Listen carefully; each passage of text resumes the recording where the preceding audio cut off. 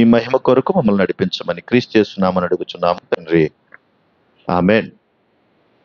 మంచిది. దేవుడు ముందు వర్తమానంలో చెప్పినట్లుగా దేవుడు అద్భుతాలు చేయువాడు, అంతేకాదు దేవుడు ఆశీర్వాదాలు ఇచ్చేవాడు. నిజమే. కానీ ఎప్పుడు ఆ, దేవుని యొక్క నడిపింపులోనికి వెళ్ళడానికి ముందుగా ఏ ఒక్కరినైనా కూడా దేవుడు తన కృపలోనికి తీసుకుని ఒక ఆ, దాన్ని ఏమంటారు, చపాతీ వేసేటప్పుడు చపాతీ పిండిని మీరు ఎలాగైతే పిసికి పిసికి పిసికి ముద్దలు చేస్తూ ఉంటారో, దేవుడు తన ఆశీర్వాదాలు ఇవ్వడానికి ముందుగా అలాగ చపాతీలు చేస్తాడు మనం. Praise the Lord. అంటే ఒక ఆశీర్వాదం మనం సంపాదించుకోవాలంటే ముందు బాగా దంచబడాలి, నలగగొట్టబడాలి. అప్పుడే మనం ఆశీర్వాదాలు సంపాదించుకోగలుగుతాం. ఎప్పుడు ఆశీర్వాదాలు దీవెనలు ఎప్పుడు ఊరికనే రావు. అలాగని దేవుడు ఇవ్వకుండా ఉండడు, ఖచ్చితంగా ఇస్తాడు. కానీ ఆ ఇచ్చేదాన్ని మనం సంపాదించుకోవడానికి ఫస్ట్ మనం ఆయన చేతిలో పడాలి. ఎవరి చేతిలో పడాలి? ఆ చేతిలో పడాలి. ఆ రోజున ఏలియా గారు దేవుని దగ్గర నిలబడినప్పటికీ, దేవునితో పాటు ఉన్నప్పటికీ, దేవుని మహిమ కొరకు పనిచేస్తున్నప్పటికీ, తనలో కూడా దేవుని కొరకు పౌరుషంగా బ్రతికినప్పటికీ, కొన్ని బలహీనతలు అతన్ని ఇబ్బంది పెట్టినప్పటికీ దేవుణ్ణి విడిచిపెట్టకుండా బ్రతికేశాడు. కానీ ఏలియా దగ్గర నుండి వచ్చేటప్పటికి తిరిగి మరలా ఎలీషా ప్రవక్తగా మారేటప్పటికి ఎలీషా దేవుని యొక్క చేతిలో పడ్డాడు. దేవుని కొరకు బ్రతుకుటలో కానీ, దేవుని పని చేయటంలో కానీ, పరిచర్యలో కానీ తన యొక్క జీవితాన్ని దేవునికి సమర్పించుకున్నాడు. ఒక ఉన్నతమైనటువంటి వ్యక్తి. అతను ఖాళీగా లేడు. ఎప్పుడు చెప్తాను, ఖాళీగా ఉండేవారిని దేవుడేమీ వాడుకోడు. ఎప్పుడు వాడుకోడు ఖాళీగా ఉండేవారిని. కనుక దైవికమైనటువంటి పనులు చేసే వాళ్ళని దేవుడు వాడుకుంటాడు. ఏదో ఒక పనిలో ఉన్న వాళ్ళనే దేవుడిని వాడుకుంటాడు. ఆ రోజున ఎలీషాను గురించినటువంటి సంగతుల్లో రాజులు మొదటి గ్రంథం 19వ అధ్యాయం, రాజులు మొదటి గ్రంథం 19వ అధ్యాయము ఇచ్చిన భాగం. అయినను ఇశ్రాయేలు వారిలో బయలునకు మోకాల్లోనకయు నోటితో వాణ్ణి ముద్దు పెట్టుకొనకయు నుండు 7,000 మంది నాకు ఇంకా మిగిలియుందురు అన్నాడు. ఈ మాట ఎవరు చెప్తున్నారంటే దేవుడేం చెప్తున్నాడు ఈ మాట.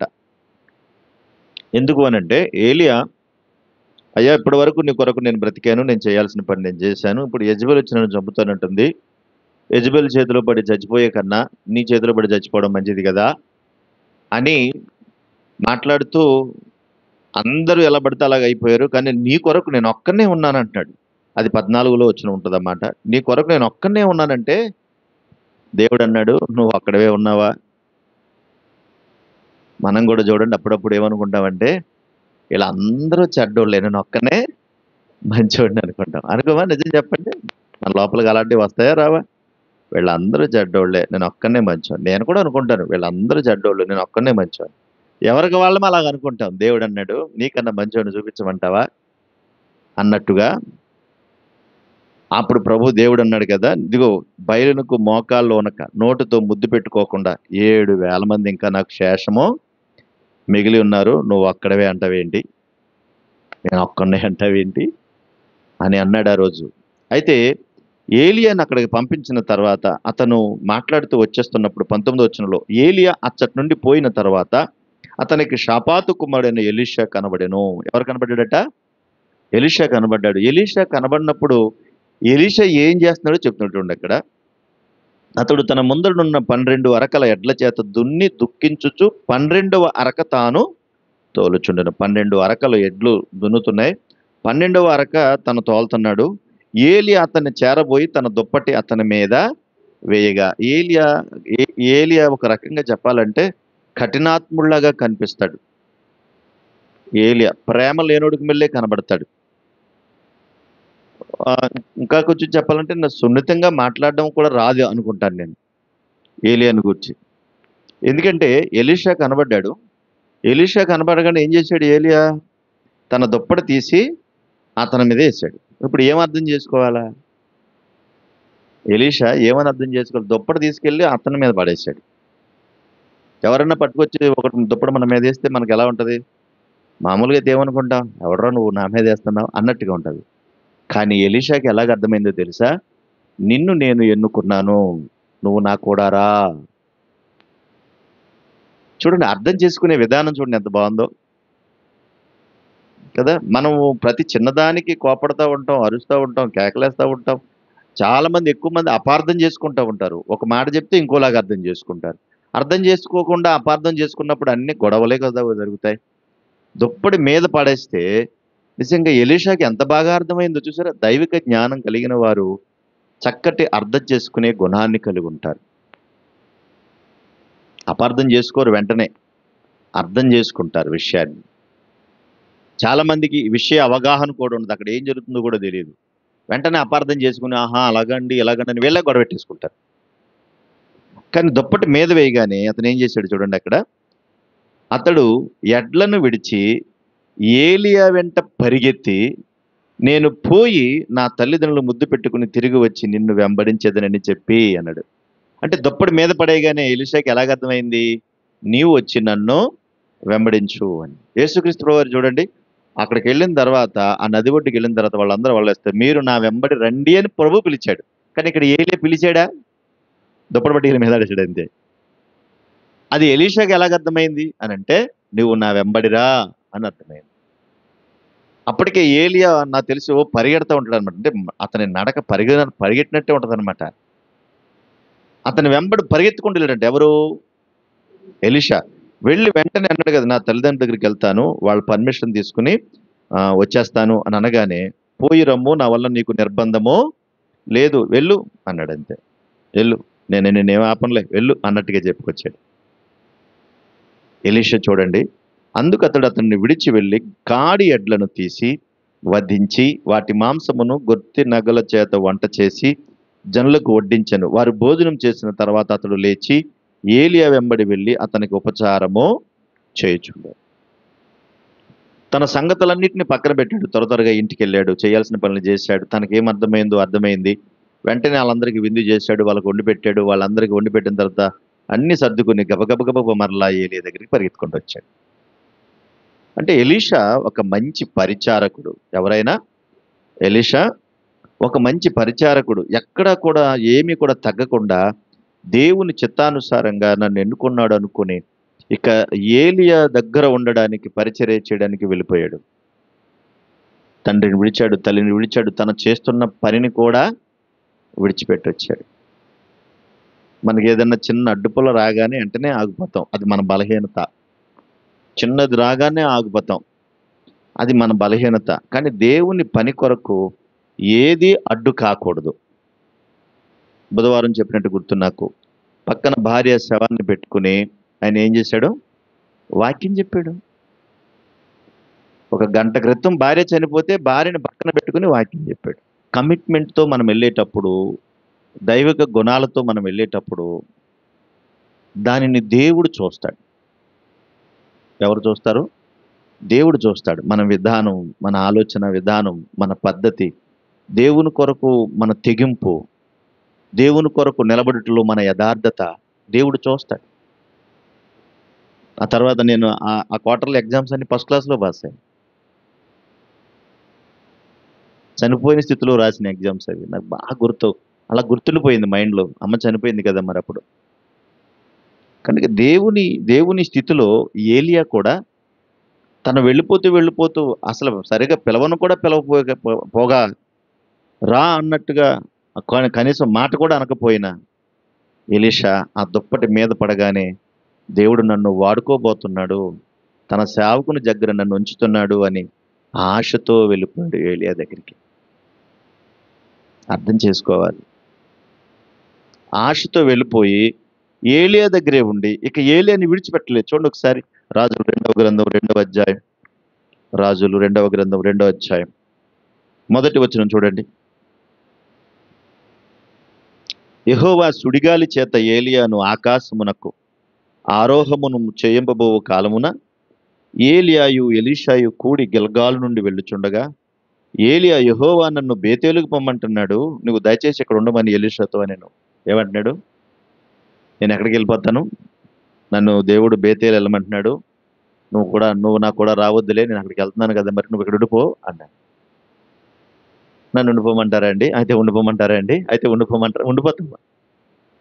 కానీ ఎలీషా ఏమంటాడు చూడండి. ఎలీషా, యెహోవా జీవము తోడు, నీ జీవము తోడు, నేను నిన్ను విడువనని చెప్పగా వారిద్దరూ బేతేలుకు ప్రయాణమైపోయారు.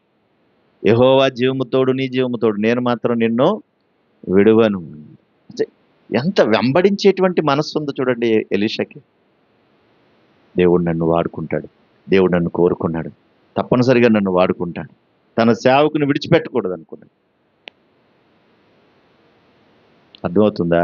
సేవకునికి సహకారిగా, పరిచారకుడిగా నిలబడిపోయాడండి. ఎందుకు అంత ఆశ చెప్పండి? ఏలియా దగ్గర నుంచి దేవుడు ఏదో ఒక ఆశీర్వాదం నాకు తప్పనిసరిగా ఇస్తాడు. కానీ ఎలీషా అలా కాదు. దేవుడు తప్పనిసరిగా ఏలియాతో పాటు నాకు ఏదో ఇస్తాడు. తన ఆశ సేవకుని విడిచిపెట్టకుండా పరుగులు పెట్టిస్తుంది. రెండోసారి మళ్ళీ అన్నాడు ఏలియా, ఇదిగో దేవుడు నన్ను ఎరుకో వెళ్ళిపోమంటున్నాడు, నేను ఎరుకో వెళ్ళిపోతున్నాను, నువ్వు నా కూడా రావద్దు అంటే మళ్ళా అన్నాడు. 4వ వచనంలో ఉంది అది. యెహోవా జీవము తోడు, నీ జీవము తోడు, నేను నిన్ను విడవను. 4వ వచనంలో ఉందన్నమాట. నేను నిన్ను విడవను అంటున్నాడు. చూసారా? లేదు లేదు నేను వెళ్ళిపోవాలన్నాడు. మళ్ళా మూడోసారి మళ్ళా యెహోవా నన్ను యొర్దానికి వెళ్ళిపోమంటాడు. 6వ వచనంలో ఉంది. యొర్దానికి వెళ్ళమంటున్నాడు. నేను అక్కడికి వెళ్ళిపోతాను, దయచేసి నువ్వు ఇక్కడుండు అన్నాడు. లేదు లేదు యెహోవా జీవము తోడు, నీ జీవము తోడు, నేను నిన్ను విడవను. చూడండి అసలు ఎలా మాట్లాడుతున్నాడు. నువ్వు వెళ్ళిపోవయ్యా బాబు అన్నా సరే పాదాలు పట్టుకున్నట్టుగా అతను కూడా వెళ్ళి వెంబడించాడు. వెంబడించాడు. తనకు ఏదో దొరుకుతుందంటే లోక సంబంధంగా ఏమీ ఆలోచించలేదు అతను. దైవికమ గుణాలతోనే ఆలోచించాడు. అప్పుడు ఏలియా ఇంతే, నువ్వు నా వల్ల కాదు అనుకున్న అతను అప్పుడు మాట్లాడుతున్నాడు. చూడండి అప్పుడు 8వ వచనంలో, ఏలియా తన దుప్పటి తీసుకుని మడత పెట్టి నీటి మీద కొట్టగా ఇది అవతలకు యువతలకు విడిపోయిన గనుక వారిద్దరూ పొడి నేల మీద దాటి పోయి, వారు దాటిపోయిన తర్వాత ఏలియా ఎలీషాను చూసి, నేను నీ యొద్ద నుండి తీయబడక మునుపు నీ కొరకు నేనేమి కోరుకుందునో దాన్ని అడుగుమని చెప్పాను. నేను వెళ్ళిపోతున్నాను, నువ్వు నన్ను విడిచిపెట్టట్లేదు, నువ్వేం కోరుకుంటున్నావు, నా దగ్గర నుంచి నువ్వేం కోరుకున్నావు అంటే వెంటనే ఎలీషా ఏమన్నాడు, నీకు కలిగిన ఆత్మలో 2 పాళ్ళు నా మీదకి వచ్చినట్లు దయచే. వెంటనే ఏం కోరుకున్నాడు? ఏం కోరుకున్నాడు? నీకు కలిగిన ఆత్మకు 2 పాళ్ళు నాకుంటే చాలు, ఇంకేమొద్దు, నాకుంటే చాలు, ఇంకేమొద్దు. దేవుని ఆత్మను కోరుకున్నాడు. దేవుడు గనక ఒకవేళ ప్రత్యక్షమే నీకు వెంటనే ఏం కావాలంటే వెంటనే ఏం చెప్తావు? ఒకవేళ అడిగితే వెంటనే ఏం చెప్తాం? మైండ్ సెట్స్ గురించి చెప్పడానికి జ్ఞాపకం చేశాను. ఆయన మైండ్ సెట్ చూడండి ఎంత బాగుందో. దేవుని దగ్గర నుంచి రెండు పాళ్ళు నీ ఆత్మ ఉంటే చాలు, ఇంకేమొద్దు నాకు. అసలు ఏలియా దగ్గర ఏముందంటే ఏలియా దగ్గర ఏ ఆస్తిపాస్తులు లేవు. కానీ ఎలా బ్రతికాడు తెలుసా? రోషంగా బ్రతికాడు. ఇప్పుడు ఎలీషాని కూడా అడుగుతున్నాడంటే ఎలీషా కూడా ఎలా బతకాలి? ఇప్పుడు రోషంగా బ్రతకాలి. అతిగా అలా కోరుకుంటున్నాడు. అసలు చెప్పడానికి చాలా సమయం చాలదు, కొద్ది నిమిషాలు మీకు చెప్తున్నాను. నిజంగా అలాగ అన్నాడు. తర్వాత వెళ్ళిపోయాడు. అగ్నిదలు రావటం, ఏలియా వెళ్ళిపోవడం, ఎలీషా మిగిలిపోయాడు. ఎలీషా మిగిలిపోగానే వెంటనే కూడా అంటున్నాడు చూడండి, అక్కడ ఉంటది 12వ వచనంలో. ఎలీషా అది చూసి మాట్లాడిన తర్వాత 13వ వచనంలో, మరియు ఏలియా దుప్పటి క్రింద పడగా అతడు దాన్ని తీసుకుని యొర్దాను ఒడ్డునకు వచ్చి నిలిచి, దుప్పటి కింద పడింది, ఏలియా వెళ్ళిపోయాడు. వెంటనే ఏం తీసుకున్నాడు? దుప్పటి తీసుకున్నాడు. మనమైతే ఇది ఎప్పుడుది, ఎక్కడది, ఎన్నిసార్లు తిరిగింది, బాబోయ్ వాసన వస్తుందమ్మోయ్, ఈ దుప్పటి పాత దుప్పటి నాకెందుకు, మనం ఎన్ని చెప్తామో కదా. కానీ ఏలియా దుప్పటి కింద పడగానే వెంటనే వెళ్ళి పట్టుకున్నాడటండి ఎలీషా. అసలు నేను ఆ ఊహలోనికి కూడా వెళ్ళి చెప్పలేకపోతున్నాను, ఎలా చెప్పాలో కూడా తెలియట్లేదు నాకు. అసలు ఎంత చక్కగా ఏలియాని అర్థం చేసుకున్నాడో, దేవుణ్ణి అర్థం చేసుకున్నాడో ఎలీషా. 2 పాళ్ళు, 2 అంతల ఆత్మ ఊరికనే వచ్చిందా మరి అంటే చాలా కష్టపడ్డాడు, వెంబడించాడు. అరక ఎడ్లు దున్నుతూ ఉండగా అన్ని వదిలిపెట్టేశాడు. వ్యవసాయం వదిలిపెట్టేశాడు, అక్కడ తల్లిదండ్రులు విడిచిపెట్టేశాడు, అందరినీ విడిచిపెట్టేశాడు. అప్పుడు దేవుడు నీకు ఇవ్వాల్సిందని నీకు ఇస్తాడు, ఊరికనే ఇస్తాడు అంటే పని చేయాలి, కష్టపడాలి. ఎవడు అంత తేలిగ్గా మర్చిపోయాను కాదు ఆయన. ప్రతి దానిని గుర్తుపెట్టుకుంటాడు. ఏ చిన్న విషయాన్ని విడిచిపెట్టాడు ఆయన. మరలా జ్ఞాపకం చేస్తున్నాను, నువ్వు ఏం చేసావో, ఎప్పుడెప్పుడు ఏమేం మాట్లాడావో, ఎలాగన్నావో అన్ని గుర్తుపెట్టుకుంటాడు. లెక్క సమానం అయిపోయేదాకా విడిచిపెట్టాడు నిన్ను. నేనేం చేశాను నువ్వు అనుకుంటావు, నేను అనుకుంటా. నువ్వు చేసినవన్నీ కనబడతా ఉంటాయి. ఎన్ని అబద్ధాలు ఆడావో, ఎన్ని మోసాలు చేశావో, ఎన్ని దొంగతనాలు చేశావో, ఎంతమందిని ఇబ్బంది పెట్టావో, ఇవన్నీ లెక్క సరి చేసే వరకు కూడా నిన్ను ఎలాగ ఏం చేయాలన్నీ చేస్తాడు. ఎందుకు అంటే నువ్వు ఆయనకి కావాలి. అర్థమవుతుందన్నమాట. నువ్వు ఆయనకి కావాలి. ఆయనకు కావాలంటే ఆయన ఎలాంటోడంటే ఆయన పరిశుద్ధుడు, పాపం లేనివాడు. కాబట్టి మనం కూడా అలా తయారవ్వాలని ఆశపడతాడు ఆయన. అందుకని మనల్ని సరిజేయడానికి ఇష్టపడతాడు. అర్థం చేసుకోవాలి ఈ మాట. మనల్ని సరిజేయడానికి ఇష్టపడతాడు. మళ్ళా జ్ఞాపకం చేస్తున్నాను. నీ మీద ప్రేమ ఉన్నవాడు, నువ్వు బాగుపడాలని కోరుకున్నవాడు నిన్ను హెచ్చరిస్తాడు. నీకు బుద్ధి చెప్తాడు, నీకు జ్ఞానం చెప్తాడు. అలా కాదు, ఇలా చేసుకోవాలి, తప్పు అంటాడు. నీ నీ చెడు కోరుకునేవాడు, నువ్వు పోతే సంతోషించేవాడు, నువ్వు ఎలా పోతే నాకెందుకని విడిచిపెట్టేస్తాడు, పట్టించుకోడు. దేవుడు, మనం నమ్ముకున్న దేవుడు నమ్మదగిన దేవుడు ఆయన. అందుకే ఆ రోజున వాళ్ళతో పాటు మనల్ని కూడా ఈ రోజుల్లో నిలబెట్టాడంటే దేవుని కృపది. వెంటనే దుప్పటి పట్టుకున్నాడు. చూడండి అక్కడ ఏమంటున్నాడు, ఏలియా దేవుడు ఎక్కడున్నాడు అంటున్నాడు. చూడండి, ఒంటి మీద కింద పడిన దుప్పటిని పట్టుకుని నీటి మీద కొట్టి 14 వచనంలో ఏలియా యొక్క దేవుడైన యెహోవా ఎక్కడున్నాడు అనగానే అటు ఇటు దుప్పటి కొట్టగానే ఏమైపోయిందంట, యొర్దాను నది అటు ఇటు వెళ్ళిపోయి పక్కెళ్ళిపోయింది. మన తనకు నడుచుకుంటూ వచ్చేసాడు. ఆ తర్వాత ఎంతమంది ఏం చెప్పినా సరే అస్సలు నమ్మలేదు. ఇక నమ్మలేదు. దేవుని మీద ఆధారపడ్డాడు, నిలబడ్డాడు. ఆ తర్వాత అసలు ఎన్ని కార్యాలు చేశాడంటే మంచి అద్భుత కార్యాలు చేశాడు. శత్రువులు సైతం భోజనం పెట్టి పంపించాడు. శత్రువులను కూడా ఏం చేశాడు అంటే చూడండి, శత్రువుని కూడా అందుబాటులోకి వచ్చి చేతి దగ్గరకు వస్తే శత్రువు కూడా భోజనం పెడే వాళ్ళందరికీ గుడ్డితనాన్ని కలగజేశాడు. ఎలీషాను పట్టుకుంటాకు వచ్చారు అందరూ. పట్టుకుంటాకు వచ్చి అసలు మన మన గుట్టంతా ఎవడో చెప్పేస్తున్నాడు రా, ఎవడో గోడసారి మన మధ్యలోనే ఉన్నాడు రా అనుకుంటే, ప్రొఫెసర్ కాదు అక్కడ ప్రవక్త ఉన్నాడు, అతనే ఈ విషయాలన్నీ చెప్పేస్తున్నాడు వీళ్ళకి అంటే, అయితే ముందు ఆనేసేద్దాం అన్నాడు.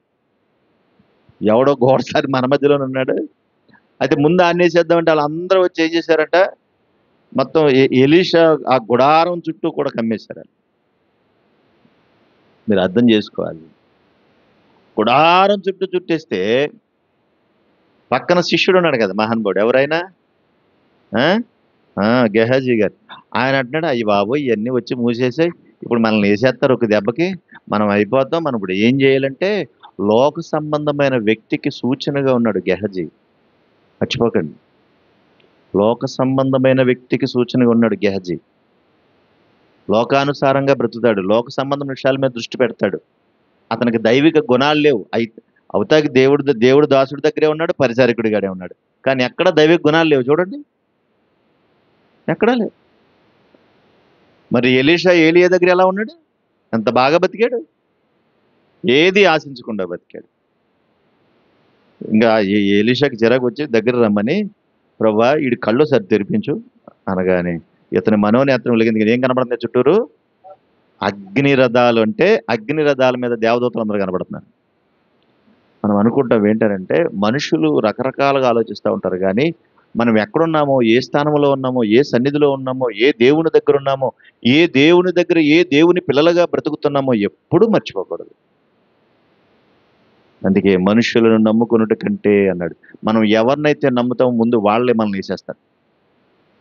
తెలుసా మీకు? మనం ఎక్కువగా ఎవరితోనైతే బాగా ప్రేమగా ఉంటామో ఫస్ట్ వాళ్ళు వేసేస్తారు మనం, లేదు. అందుకే దేవుని కన్నా ఎక్కువ ఎవరిని నమ్మకూడదు. అందరూ వచ్చి కూర్చున్నారు, అందరిని చూశాడు. ప్రభా మరి వీళ్ళందరూ యుద్ధానికి వచ్చేస్తున్నారు, వాళ్ళ చూడరా ఒకసారి అన్న. చూశాడు అన్న. ఎలీషా అన్నాడు, నాయన వీళ్ళందరికీ ఒకసారి గుడ్డితనం కలగజేయి అన్నాడు. అసలు ఎంత దొమ్మండి, ఏదో ఇంట్లో వాళ్ళతో మాట్లాడినట్టు, ప్రభా వీడికి ఒకసారి గుడ్డితనం కలగజేయాలకి అనగానే వాళ్ళందరూ ఏమైపోయారు? కాసేపు వాళ్ళకి కళ్ళు కనపడకుండా పోయినాయండి. వీళ్ళందరినీ ఎక్కడ తీసుకెళ్ళిపోయాడు? అసలు ఆ సెంటర్లోకి తీసుకెళ్ళిపోయాడండి. సెంటర్లోకి తీసుకెళ్ళిపోయి సెంటర్లో నుంచోబెట్టి, నిజంగా ఎంత బాగుంటుందండి అది. సెంటర్లో తీసుకెళ్ళి సెంటర్లో నుంచోబెట్టి అంటున్నాడు కదా, నాయన మరి వీళ్ళకి ఒకసారి కళ్ళు తెరిచిన నాయన, వీళ్ళ కళ్ళు సరి తెరువు అన్నాడు. కళ్ళు తెరువు అనగానే చుట్టూరు ఎక్కడున్నారనుకుంటున్నారు వీళ్ళు? రాజధాని మధ్యలో ఉన్నారండి. నిజంగా ఇది చూసినప్పుడు అందరూ చూసి బిక్క చచ్చిపోయారు ఒకేసారి. ఒరే బాబోయ్ మనం ఎక్కడున్నావురా, మనల్ని ఎవడో చూడలేదనుకుంటే, ఊరవతలు ఎక్కడో ఉన్నాడు అనుకుంటే, మనం ఊరు సెంటర్లో ఉన్నాం ఏంట్రా అనుకోండి. అప్పుడు వచ్చాడండి అహాబు రాజు గారు, అందరూ కలిసి వేసేయమంటావా అంటున్నాడు. ఎవరిని?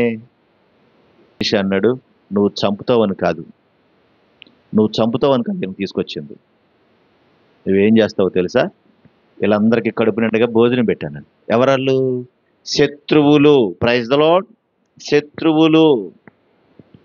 శత్రువుకు భోజనం పెట్టించాడండి ఎలీషా. అంటే తనలో ఎలాంటి గుణం ఉంది? శత్రువును కూడా ప్రేమించే గుణం ఉంది. మనకి ఇంటి పక్క కూడా అత్తమాను శత్రువు. వేదన అయిపోతుంది ఒక్కొక్కసారి. మరి ఇంటి పక్క కూడా శత్రువు, అత్తమాను ఇలాగ కొట్టుకొని చచ్చిపోతామే. శత్రువుకి భోజనం పెట్టమన్నాడండి.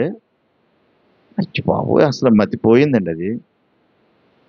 భోజనం పెట్టమంటే మొత్తం అన్ని కోసి, ఏమంటే మేకలు ఆ తర్వాత అన్నాడు కదా, మరి ఏం చేయమంటావు వీళ్ళని? భోజనం పెట్టమన్నావు, భోజనం పెట్టాను, మరి ఏం చేయమంటావు వీళ్ళంటే వెళ్ళమను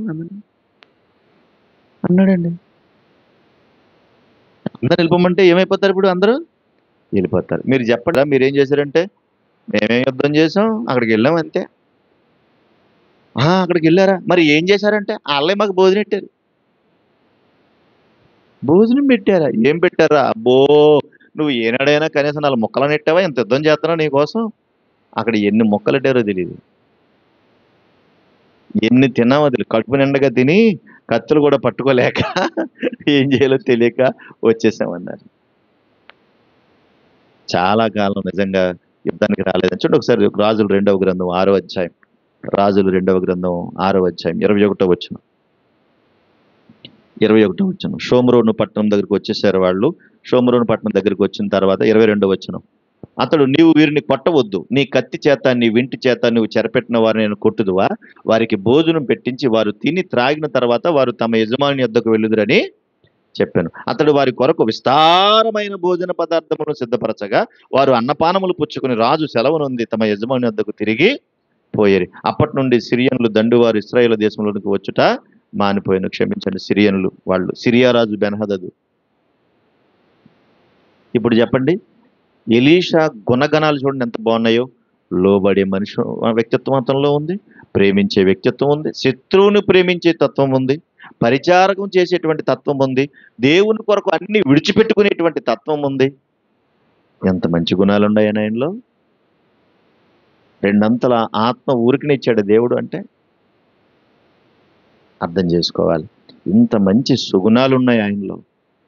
5 రూపాయలకు అమ్మబడేదంటే ఆ రోజుల్లో. ఇది చూసేటప్పటికి మహానుభావుడు ఇశ్రాయేల్ రాజుకి చాలా కోపం వచ్చేసి, నీ వల్లే ఇది జరిగింది, నీ వల్లే కరువు వచ్చింది, నీ వల్లే ఇది జరిగింది. మనం కూడా చూడండి అప్పటికప్పుడు మాట్లాడుతూ ఉంటాం చూసారా? దేవుణ్ణి నమ్ముకున్నావు నువ్వు, నీకేం కలిసి వచ్చింది అంటున్నారా? దేవుణ్ణి నమ్ముకున్నావు, నీకేం కలిసి వచ్చింది? ప్రభు దగ్గరికి వెళ్ళావు, నీకేం కలిసి వచ్చింది? నువ్వు సన్నిధికి వెళ్ళావు, నీకేం కలిసి వచ్చింది అన్నావు. మరి నువ్వు సన్నిధికి రావు, మరి నీకేమైనా కలిసి వచ్చిందా? మరి నువ్వు దేవుణ్ణి నమ్ముకోలేదు, ఇప్పుడు నీకేమైనా కలిసి వచ్చిందా? ఇప్పుడు నువ్వేమైనా సుఖంగా ఉన్నావా? దేవుడికి దీనికి సాపత్యమా? దీనికి పొత్తు ఉందా అసలు? శరీర సంబంధంగా ఎవరికైనా ఏమైనా ఎప్పుడైనా ఏదైనా రావచ్చు, దానికి దీనికి సంబంధం లేదు. అంతేనండి. మొత్తం గొడవ వచ్చి పడిపోయింది. వాళ్ళందరూ కూడా నానా బాధలు పడిపోయి, ఇదిగో ఇలాగ అప్పుడు కూడా చూడండి, ఎందుకు ఈ మాట జ్ఞాపకం చేశాను. అప్పుడు కూడా నీ వల్ల ఇదంతా జరిగింది, నువ్వే ఇది చేసావంటే అప్పుడు కూడా సైలెంట్ గా ఉన్నాడు. దేవుని మీద ఆధారపడి నిలబడ్డాడండి ఎలీషా. దేవుని మీద ఆధారపడి నిలబడ్డాడు.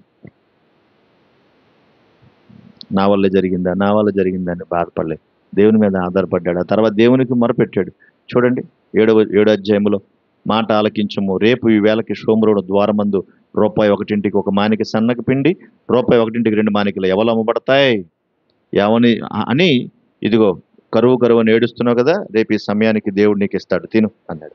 అంటే ఎవరి మీద ఆధారపడ్డాడు చూడండి. మరి కరువు నేడుస్తున్నావు కదా, సరే దేవుడు ఇస్తాడులే, రేపు ఈ సమయానికి నీకు కావాల్సింది ఇస్తాడు, నువ్వు తిందిగానిలే అన్నాడు. బాగా వినండి, చెప్తే పక్కోడు అన్నాడు, రాజుగారి పక్కన ఉంటాడు, అక్కడ ఉన్న మాట ఉంటుంది, రాజు ఎవరి చేతి మీద రాజు ఆనుకొని ఉండెనో ఆ అధిపతి. అంటే ఏంటి? ఎవరి చేతి మీద ఆనుకుంటే వాడి మీద మాకు బాగా పర్రండి అంటాం కదా, అంటాం కదా. ఈ సాధారణంగా ఎలా ఉంటుందంటే, బాగా పర్రని ఎలా ఉంటామో ఆడికి బాగా వస్తుంది, వాడే ముంచేస్తాడు, మనకు తెలియదు. ఎవడైతే దిక్కుమాలని సలహాలు ఇస్తూ ఉంటాడో వాడే పరమ దరిద్రుడు, మనకు తెలియదు. ఆడి వల్ల మనకు నష్టం కలిగిద్ది, మనకు తెలియదు. మనం ఆడి మాటలు నమ్మి మోసపోతూ ఉంటాం. ఏం చేసాడు తెలుసా? ఆహా అలాగా, ఓహో ఇప్పుడు దాకా ఇలా చచ్చాం మేము. అసలు ఎంత మాట్లాడుతుండాడు. యెహోవా ఆకాశమందు కిటికీలు తెరిచినను అలాగు జరుగునా అన్నాడు. ఎవరు నమ్మాడండాడు? చెప్పండి, ఎవరు నమ్మాడు? కాదండి, ఆ మాట అన్నవాడు ఎవరు నమ్మాడు? దేవుడి మాట విన్నాడా? లోకాన్ని నమ్మాడు. అసలు దేవుడు అంటేనే ఇష్టం లేదు, నమ్మకం లేదు వాడికి. దేవుడు అంటే నష్టం లేదు, దేవుడు అంటే ఇష్టం లేనివాడి దగ్గరికి నువ్వు వెళ్తావా?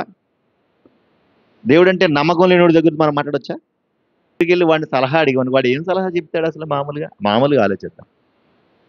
ప్రభువుని నమ్ముకున్న వాడికి జ్ఞానం ఉంటుంది, ఆలోచన ఉంటుంది, దేవుడి మాట భయం ఉంటుంది. వాడికి ఏముంటది? అందుకే వాడేమంటున్నాడు, ఆహా భోజనం పెడతాడా? యెహోవా ఆకాశమందు కిటికీలు తెరిచినా ఇంతమందికి భోజనం పెడతాడా అన్నాడు.